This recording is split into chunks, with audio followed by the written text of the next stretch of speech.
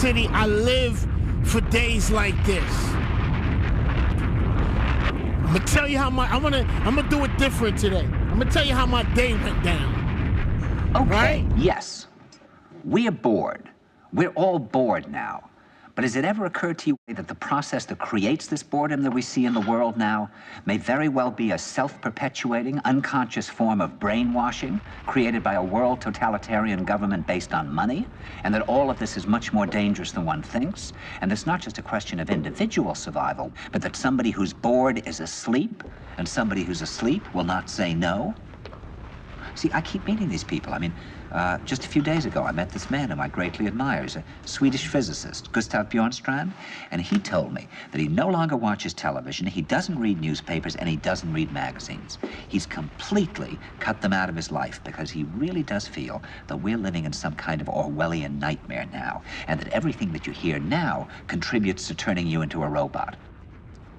When I was at Findhorn, I met this extraordinary English tree expert who had devoted his life to saving trees. Just got back from Washington, lobbying to save the redwoods. He's 84 years old. He always travels with a backpack because he never knows where he's going to be tomorrow.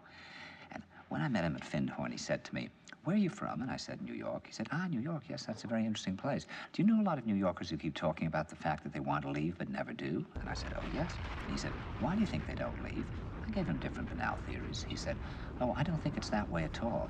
He said, "I think that New York is the new model for the new concentration camp, where the camp has been built by the inmates themselves, and the inmates are the guards, and they have this pride in this thing they've built. They've built their own prison, and so they exist in a state of schizophrenia, where they are both guards and prisoners, and as a result, they no longer have, having been lobotomized, the capacity to leave the prison they've made, or to even see it as a prison."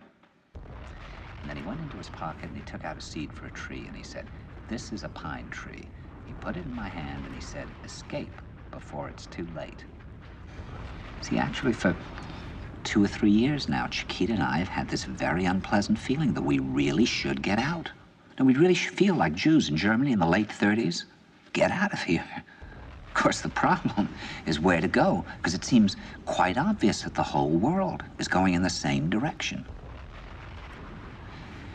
See, I think it's quite possible that the 1960s represented the last burst of the human being before he was extinguished, and that this is the beginning of the rest of the future now, and that from now on there'll simply be all these robots walking around, feeling nothing, thinking nothing, and there'll be nobody left almost to remind them that there once was a species called a human being, with feelings and thoughts, and that history and memory are right now being erased, and soon nobody will really remember that life existed on the planet.